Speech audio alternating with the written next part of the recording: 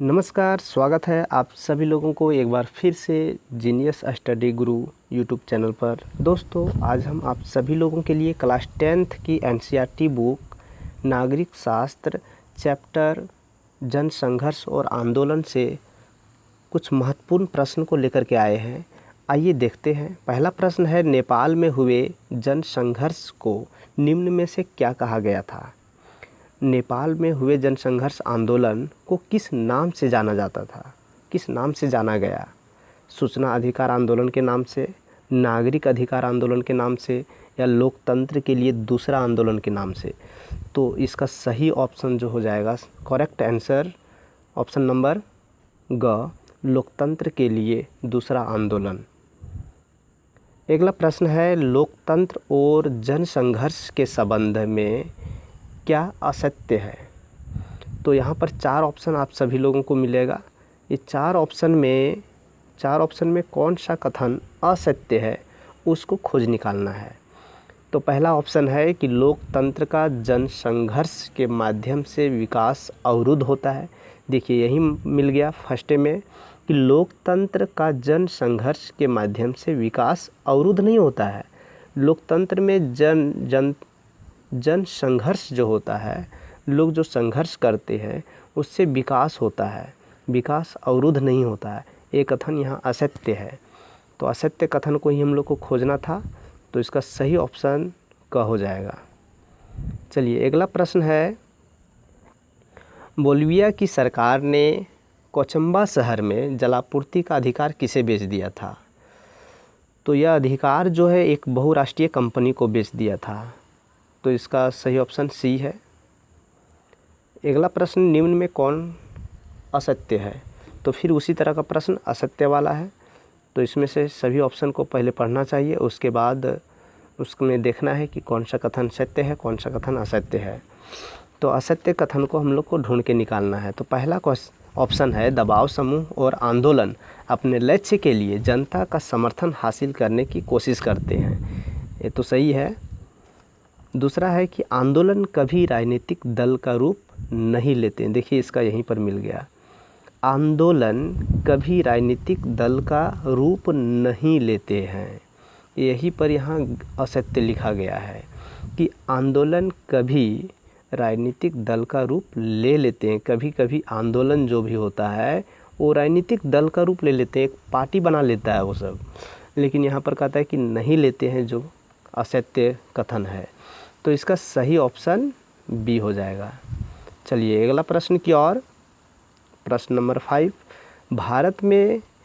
भारत में केंद्र में गठबंधन की सरकार की शुरुआत किस दशक में प्रारंभ हुई?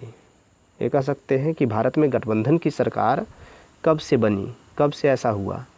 1960 के दशक में, 1970 के दशक में, 1980 के दशक में, या 1990 के दशक में? बहुत सिंपल क्वेश्चन है और बहुत इजी भी है। तो 1990 के दशक में जो है भारत में गठबंधन की सरकार की शुरुआत हुई। अगला प्रश्न देख लेते हैं हम लोग। भारत में अवशिष्ट अर्थात बाकी बचे विषय किसके अधिकार क्षेत्र में आते हैं? अर्थात 3 सूची में से कुछ विषय ऐसे भी रह जाते हैं, तो किस सूची के अंतर्गत अर्थात किस सरकार के अंतर्गत आता है? तो वो जो है केंद्र सरकार के अंतर्गत आता है। अगला प्रश्न, भारतीय संघवाद का तीसरा स्तर कौन है? भारतीय संघ में 3 स्तर के सरकार होते हैं, केंद्र सरकार, राज्य सरकार और स्थानीय सरकार। तो तीसरा स्तर की जो सरकार है वो स्थानीय सरकार हो जाएगा। चलिए, अगला प्रश्न, 7 पार्टी अलायंस अर्थात सप्तदलीय गठबंधन का गठन किस महादेश में किया गया था? तो आप सभी लोग जानते होंगे कि यह जो है नेपाल देश में किया गया था। 7 पार्टी अलायंस अर्थात सप्तदलीय गठबंधन। नेपाल में 7 बड़े पार्टी का एक गठबंधन हुआ था और इस गठबंधन को सप्तदलीय गठबंधन के नाम से जाना गया था। चलिए, अगला प्रश्न देखते हैं। बोलिविया किस महादेश में अवस्थित है? तो बोलिविया जो है लातिनी अमेरिका में अवस्थित है। इसको लैटिन अमेरिका के नाम से भी जाना जाता है। लैटिन अमेरिका के नाम से भी जाना जाता है, लातिनी अमेरिका को। चलिए अगला प्रश्न, बोलिविया की राजधानी कहाँ है? तो बोलिविया की राजधानी जो है सुक्रे है। चलिए अगला प्रश्न, फटाफट हम लोग ये सभी प्रश्न को क्लियर करते हैं और सभी इम्पोर्टेंट प्रश्न है, आपको सभी प्रश्न को ध्यान से देखना चाहिए और एक भी प्रश्न ऐसा नहीं है कि परीक्षा की दृष्टि से इम्पोर्टेंट नहीं है। प्रश्न नंबर 11, बोलिविया में जल युद्ध नामक आंदोलन का नेतृत्व किसने किया था? तो बोलिविया में जल युद्ध नामक आंदोलन का नेतृत्व फेडेकोर नाम का एक संस्था था, उसने किया था। चलिए अगला प्रश्न, इनमें से कौन सा कथन असत्य है? तो असत्य वाला प्रश्न फिर से एक बार आया है। देखिए, राजनीतिक दल राजनीतिक पक्ष लेते हैं जबकि दबाव समूह राजनीतिक मसलों की चिंता नहीं करते, ये कथन सत्य है। दबाव समूह कुछ लोगों तक सीमित होते हैं जबकि राजनीतिक दल का दायरा ज़्यादा लोगों तक फैला रहता है, ये भी कथन सही है। दबाव समूह सत्ता में कभी नहीं आना चाहते हैं, उसका शौक़ नहीं रहता है कि हम सत्ता में जाएं, लेकिन राजनीतिक दल का अर्थ होता है कि वो सत्ता में जाना चाहता है। अगला है, दबाव समूह और राजनीतिक दल समान प्रकृति के हैं। तो यहाँ पर देखिए ऑप्शन घ जो है यही गलत असत्य कथन है, तो इसका सही ऑप्शन घ हो जाएगा। नेपाल में एसपीए ने किसे अंतरिम सरकार का प्रधानमंत्री चुना था? नेपाल में जो 7 पार्टी अलायंस था उसने अपना सरकार के रूप में किसे चुना था? तो ये गिरिजा प्रसाद कोइराला है, इसका सही करेक्ट आंसर।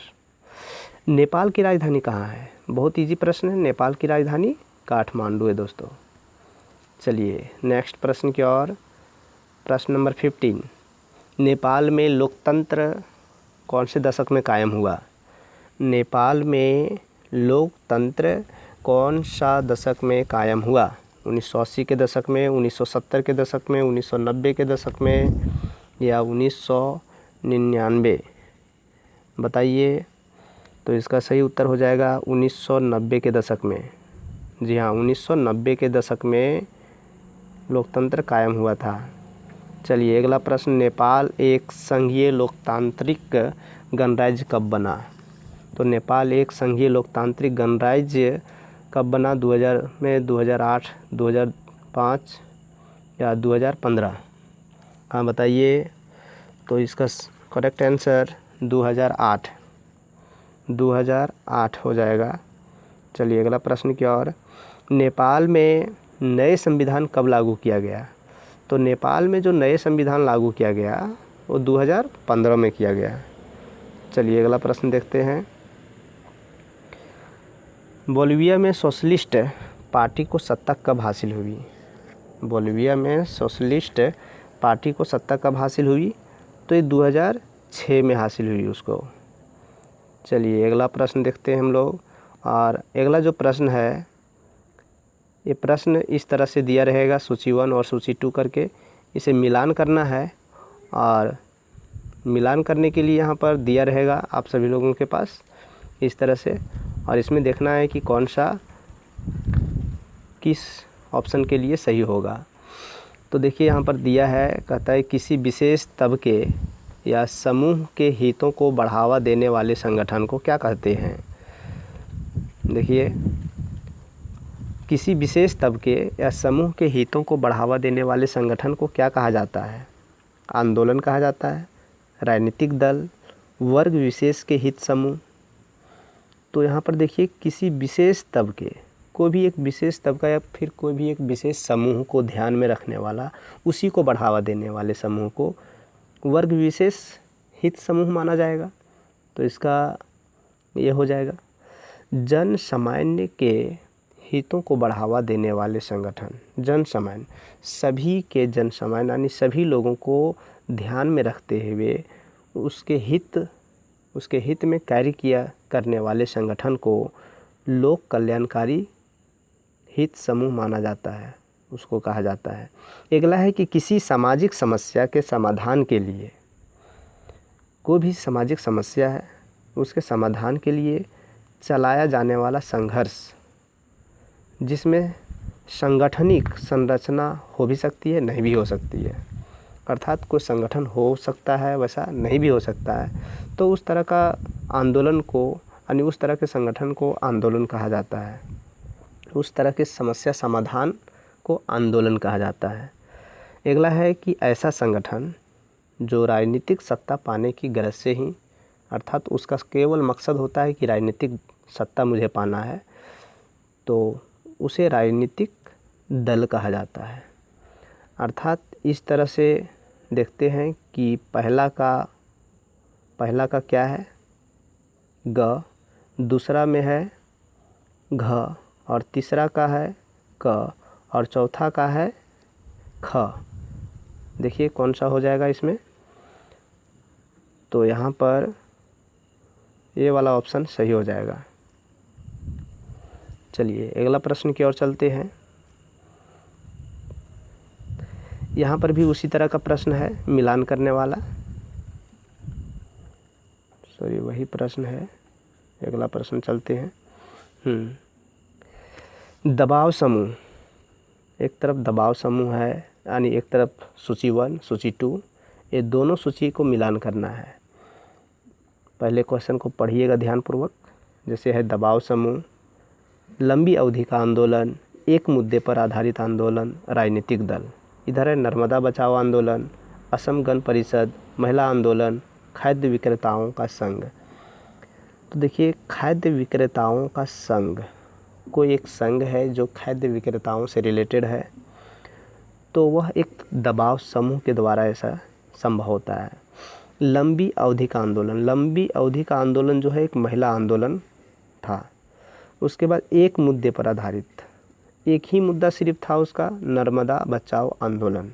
और राजनीतिक दल, असम का एक पार्टी है, असम गण परिषद। तो इसका सही ऑप्शन जो हो जाएगा यह वाला हो जाएगा। तो उम्मीद है कि आप सभी लोगों को यह वीडियो पसंद आया होगा और आप सभी के लिए बहुत इम्पोर्टेंट है। तो वीडियो को लाइक, शेयर और सब्सक्राइब ज़रूर कीजिएगा। तो मिलते हैं एक नए वीडियो के साथ आप सभी लोगों के पास। तो आप सभी लोगों को दिल की गहराई से बहुत बहुत धन्यवाद। जय हिंद।